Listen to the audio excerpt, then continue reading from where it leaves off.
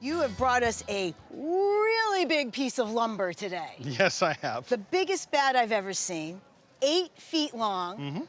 Let's lift it. I want to try to lift it.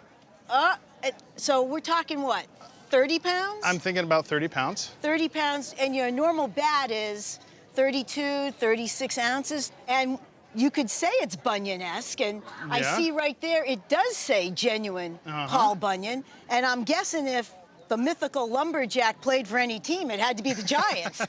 Yeah. It's always been in my grandparents' sporting goods store.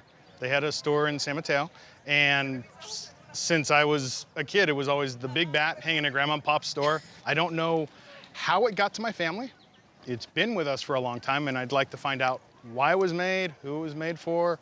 Well, I think why it was made is, we have some clues here on the bat, and if we take just a quick look, it says the Quadricentennial, 1834-1959, and then we have Paul Bunyan. And then on the other side, we can see it says, presented to Ted Williams, baseball's Paul Bunyan. So I think that gives us the first 2 big clues. Maine and Minneapolis vie for the title of owning the rights to the origin of Paul Bunyan in the United States. The mythical lumberman with his ox babe, right? And Minneapolis, I believe, claims that he created the 10,000 lakes. Well, Maine has also claimed Paul Bunyan for their own. So in 1959, they had this 125th anniversary.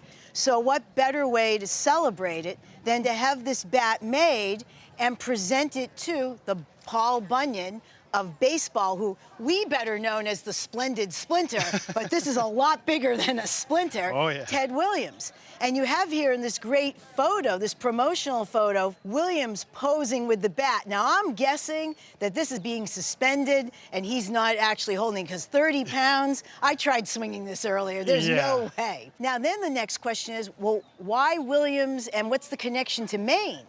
Well, not only was Williams a Hall of Fame hitter, one of the greatest ever, he was also known as a great outdoorsman. He's the only athlete to be in both the Baseball Hall of Fame and the Fishing Hall of Fame. So who did he fish with? He fished with Bud Levitt, who was the sports editor of the Bangor News. So I am sure that between Bud and the townspeople, he was more than happy to do it.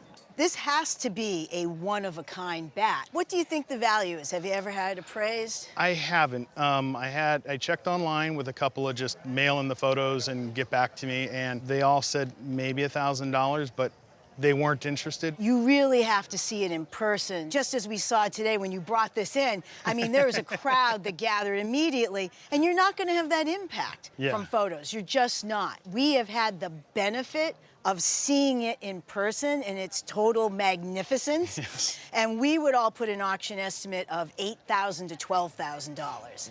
All right, that's wonderful. Thank you. I gotta say, Glenn, it's kind of a Bunyan-esque number. And you know what he would say? Timber!